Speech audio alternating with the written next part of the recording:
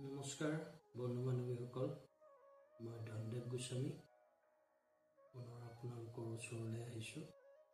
দৌল উৎসৱৰ পূৰ্ণিমা আৰু গোসাঁই ফুৰোৱাৰ বিষয়ে মই কৈ আহিছোঁ। জগতগুৰু শংকৰদেৱে অন্য ধৰ্ম বা ধৰ্মাৱলীক কেতিয়াও ঘৃণা বা অৱমাননাৰ চকুৰে চাবলৈ দিয়া নাছিল, বৰঞ্চ অন্য ধৰ্ম বা ধৰ্মাৱলীক সন্মানহে কৰিবলৈ কৈছিল। ঠিক তেনেদৰে অন্য দেৱী দেৱতাসকলকো অৱমাননা কৰিবলৈ কোৱা নাই। মাথো এই ৩৩ কোটি দেৱ দেৱী যে শ্ৰীকৃষ্ণৰ অংগ, সকলো তেওঁতেই পঞ্জীভূত হৈছে সেইটো স্পষ্টকৈ উল্লেখ কৰিছে। ত্ৰিজগতৰ সৃষ্টিকৰ্তা কৃষ্ণক পুজিলে সকলো দেৱ দেৱী সন্তুষ্ট হয়, কিন্তু ভাগে ভাগে পুজিলে কোনো সন্তুষ্ট নহয়। সেয়ে কোনো দেৱ দেৱী স্থাপন নকৰাকৈ সকলোকে ব্ৰাহ্মণৰ দ্বাৰা দ্ৰব্য বস্ত্ৰ আদি শুদ্ধ কৰোৱাই পূজা কৰাই শ্ৰীকৃষ্ণত সমাপন কৰায়। যিহেতু শাস্ত্ৰ পুথিত উল্লেখ আছে, গুৰুজনাই তেখেতৰ দেউতাক ককাকদ্বয়, মাধৱৰ মাক আদিকে কৰি স্বৰ্গগামী হোৱাৰ পাছত ১৩০০ৰ বিদেহী আত্মাৰ সদ্গতিৰ কামনাৰে বামুণৰ হাতেৰে দহা কাজ আদি কৰ্মবোৰ সম্পন্ন কৰিছিল। কিন্তু সেই বুলি বিভিন্ন দেৱ দেৱীৰ মূৰ্তি স্থাপন কৰি বিভিন্ন সহজলভ্য পথ অৱলম্বন কৰি জীৱ জন্তু বলিবিধান দিয়াৰ ঘোৰ বিৰোধ কৰিছিল।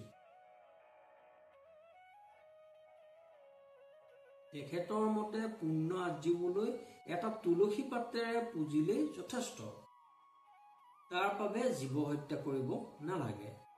টকা পইচা, সোণ ৰূপ বা সা সম্পত্তি এইবোৰ দিব নালাগে, বৰঞ্চ এইবোৰে বেছি পাপ অৰ্জাত সহায়হে কৰে।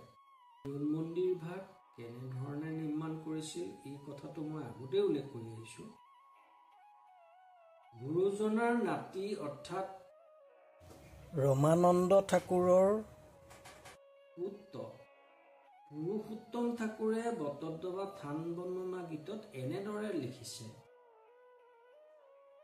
জয় জয় বটদ্ৰৱা বৈকুণ্ঠ দুতয়, সেই স্থানে নিজ গুৰু হৈলন্ত উদয়। সেই স্থানে নিজ গুৰু পাতিলন্ত হাত, ৰাম নাম মহাৰত্ন বেহাইলন্ত তাত। মধ্যে পদ শিলা দক্ষিণে নামঘৰ, মণিকূট গৃহ বান্ধি ৰহিলা শংকৰ। দক্ষিণে যাত্ৰাৰ দোল শংকৰে নিৰ্মিলা, হাতু বৈকুণ্ঠৰ চিহ্ন আকিয়া দেখাইলা। উত্তৰে আকাশী গংগা ভক্তি সৰোবৰ, মধ্যৰাতি নমাইলন্ত শ্ৰীমন্ত শংকৰ। পশ্চিমে শিলিখা বৃক্ষ হালিয়া আশ্ৰয়, তাহান্তে আউজীয়া গুৰু পুস্তক লিখয়। চাৰিফালে হাতী মহাভক্তগণ, শ্ৰদ্ধয় প্ৰসংগ কৰে নামৰ কীৰ্তন। সেই স্থানে নিজ গুৰু কৰিলন্ত বাস, অহয় পুৰুষোত্তম দাসৰ উদাস। মাজত পদৰ চিহ্ন থৈ পূবত নামঘৰ অৰ্থাৎ কীৰ্তনঘৰ সাজি তাতেই নামৰ হাট পাতিলে। দক্ষিণত দৌল মন্দিৰ সাজি সাত বৈকুণ্ঠৰ চিহ্ন আঁকি যাত্ৰাভিনয় অৰ্থাৎ চিহ্ন যাত্ৰা ভাওনা কৰি দেখুৱালে। এই যাত্ৰাভিনয় কৰি ভক্তপান ৰাইজক দেখুৱালে। উত্তৰত আকাশৰ পৰা নাম কীৰ্তন কৰি মাজনিশা গংগাক নমাই আনিছিল। পশ্চিমত শিলিখা বৃক্ষ, য'ত গুৰুজনাই আউজি সাঁচি গছৰ বাকলিত পুথি লিখিছিল, যাক সাঁচিপুতীয়া পুথি বুলি কোৱা হয়। আৰু এই নামঘৰৰ বা কীৰ্তন ঘৰৰ চাৰিওফালে চাৰিহাতী অৰ্থাৎ উদাসীন ভকতসকল থকাৰ বাসগৃহ সাজি ভক্ত বৈষ্ণৱসকলক ৰাখি দিনটোৰ শ্ৰদ্ধা পোষণ কৰাৰ ব্যৱস্থা কৰি দিছিল। কথিত আছে বৰ্তমান দৌল মন্দিৰটো শংকৰদেৱে এপাচি মাটিৰে নিৰ্মাণ কৰিছিল। এইটো কথিত আছে, কিন্তু পুথিপাঁজিত তাৰ সম্পূৰ্ণ ওলোটাটো আছে। পুথিপাঁজিত ভূঞাসকল শংকৰদেৱ আৰু ভকত বৈষ্ণৱ সকলোকে লৈ তেখেতে নিজে কোৰপাচি হাতে ধৰি সকলোৱে কোৰপাচি দি এই দৌল মন্দিৰ ভাগ নিৰ্মাণ কৰিছিল। আৰু এই দৌল মন্দিৰ ওপৰত মন্দিৰ স্থাপন কৰি দৌল মন্দিৰ নাম ৰখা হ'ল। এই দৌল মন্দিৰৰ নামনিতে গুৰুজনে ভক্ত বৈষ্ণৱ ৰাইজৰ লগতে পেহাক গুহাদলৈ আপত্তি এৰাব নোৱাৰি 7 বৈকুণ্ঠৰ পথ আঁকি একেৰাহে 7 দিন 7 ৰাতি চিহ্ন যাত্ৰা ভাওনা কৰি দেখুৱাইছিল। বটদ্ৰৱাত গুৰুজনাই কীৰ্তন ঘৰ নিৰ্মাণ কৰি শ্ৰীকৃষ্ণৰ শৰীৰৰ 32 অলংকাৰ কল্পনাৰে 32 অপৰাধ বৰ্ণনা কৰি ঘূৰণীয়া টোপেৰে গোলোক বৈকুণ্ঠ সাজিছিল। ইয়াৰ প্ৰতিমূৰ্তি 7 খলপীয়া 7 বৈকুণ্ঠৰ আৰ্হিৰে সিংহাসন সাজি তাৰ ওপৰত দ্বাদশ স্কন্ধ ভাগৱত ৰাখি নামঘৰ সাজি সকলো বৰ্ণ ধৰ্ম ভকতক একে ঠাইতে বহুৱাই নাম লোৱাইছিল। দৌল মন্দিৰ নিৰ্মাণ কৰিলে, কীৰ্তন ঘৰ স্থাপন কৰিলে। এনেধৰণৰ যিবোৰ ঐশ্বৰিক গুণ এইবোৰে মানুহক আপ্লুত কৰিছিল। আৰু এই দৌল মন্দিৰত কেনেধৰণেৰে দৌল মন্দিৰ নিৰ্মাণ কৰিছিল আৰু এই দৌল মন্দিৰ নিৰ্মাণ কৰি কীৰ্তন ঘৰ নিৰ্মাণ কৰি তেখেতে দৌল উৎসৱ ৰঙৰ ফাকু উৎসৱ ফাল্গু উৎসৱ পাতিছিল। আৰু ফাল্গু উৎসৱ শেষ হোৱাৰ পিছত তেখেতৰ ধৰ্ম প্ৰচাৰৰ ৰাপ বাঢ়ি যোৱাৰ লগে লগে তেওঁ সকলো দায়িত্ব ককাকদ্বয়ক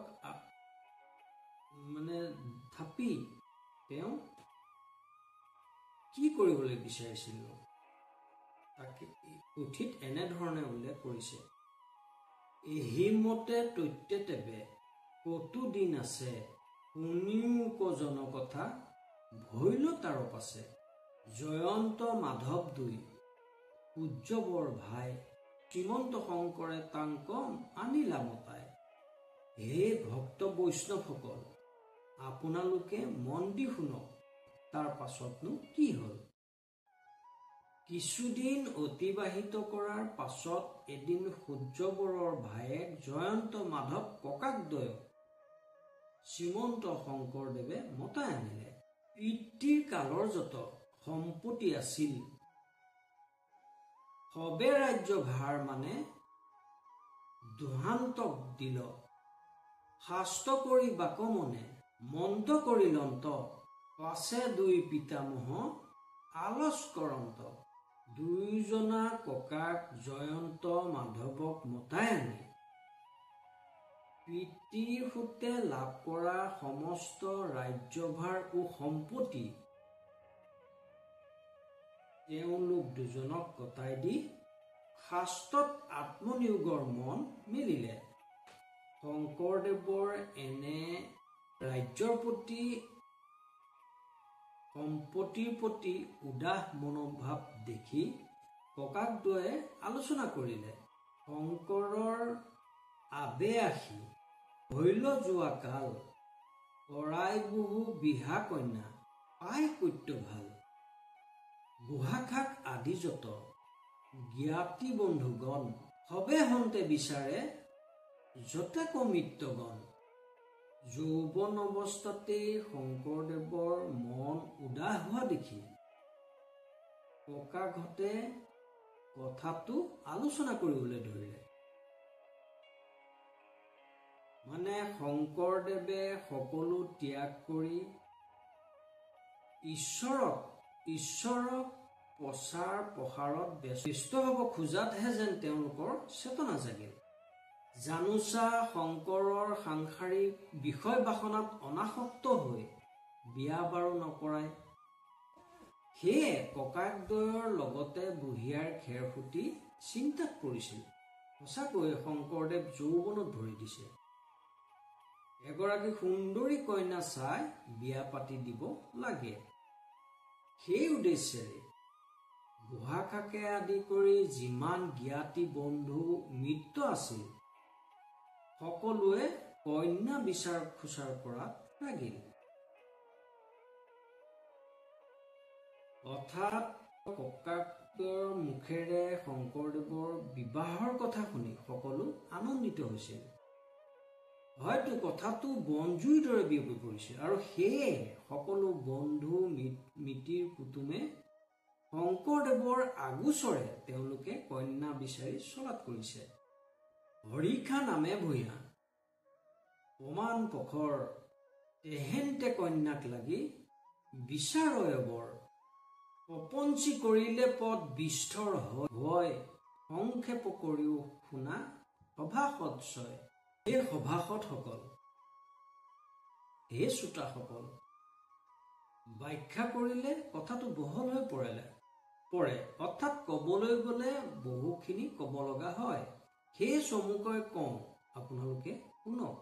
ঈশ্বৰৰ কেনে লীলা, যি সময়ত শংকৰদেৱৰ বাবে কন্যা বিচৰা হৈছে, ঠিক সেই সময়তে হৰিখা নামৰ প্ৰধান ভূঞা এজনৰ কন্যাৰ বাবে দৰা বিচৰা হৈছে। এই শংকৰদেৱৰ বাবে চোৱা কন্যাজনৰ নামনো কি আছে, তেওঁৰ দেউতাকৰ নামনো কি আছে, বা তেওঁৰ বংশৰ পৰিচয়নো কি আছিল, এইসমূহৰ বিষয়ে মই আপোনালোকক পিছে পৰে জনাম। তাৰ আগতেই শংকৰদেৱৰ প্ৰিয় শিষ্য মাধৱদেৱৰ বিষয়ে কিছু কথা মনলৈ আহিছে। মাধৱদেৱ পুৰুষে নামঘোষাত এনেধৰণে লিখিছে: মায়া আদি কৰি যত সমস্ত জগত জয়, কৃষ্ণহে চৈতন্য আত্মা শুদ্ধ, চৈতন্য কৃষ্ণকেৰি জয়ক ভুজিয়া মৰে, কিনো মোক অধৰ্ম মুগুধ, মন বুদ্ধি ভূত ইন্দ্ৰিয় সকলোকে আদি কৰি গোটেই জগত জড়। অৰ্থাৎ চেতনাহীন পৰমাত্মাৰূপে যি হৃদয়ত বিৰাজিত, তেওঁৱেই আচল চৈতন্য কৃষ্ণ। পৰমাৰ্থ মতে হৃদয়ৰ আত্মাতেই কৃষ্ণ ভাবি ভক্ত গুৰুসকলক চৈতন্য কৃষ্ণ বুলি ভক্তি কৰিলে জীৱৰ সদ্গতি হয়। আত্মাক চিনি যি গুৰু ভকতক চৈতন্য কৃষ্ণ বুলি ভক্তি নকৰি জড় পূজা অৰ্থাৎ প্ৰতিমা পূজা কৰে, সেয়ে মূৰ্খ। আকৌ লিখিছে: লোভিয়া মনুষ্য তনু শিশৱ পণ্ডিত নৰে, নসাধিলে গতি আপোনাৰ কৌটি জনমক লাগে, সংসাৰ সাগৰে মজি ফুৰিবেক ভঞ্জীয়া নিকাৰ। মানুহ জন্ম পাই দিব্য জ্ঞান লাভ কৰি যিসকল বুদ্ধিমান জ্ঞানী লোকে নিজৰ সদ্গতি সাধিব নোখোজে, সেইসকল কোটিবাৰ জন্ম ধৰি এই সংসাৰৰ জন্ম মৃত্যু যন্ত্ৰণা ভোগ কৰিব লাগিব। এতেকে মনুষ্য জন্মত নিজৰ সদ্গতি কামনা কৰা মানুহ জন্মৰ কৰ্তব্য কাম। তেখেতৰ লিখনিৰ দ্বাৰা এটা কথা স্পষ্টকৈ বুজাব খুজিছে যে চৈতন্য ঈশ্বৰ মানুহৰ অন্তৰতে আছে।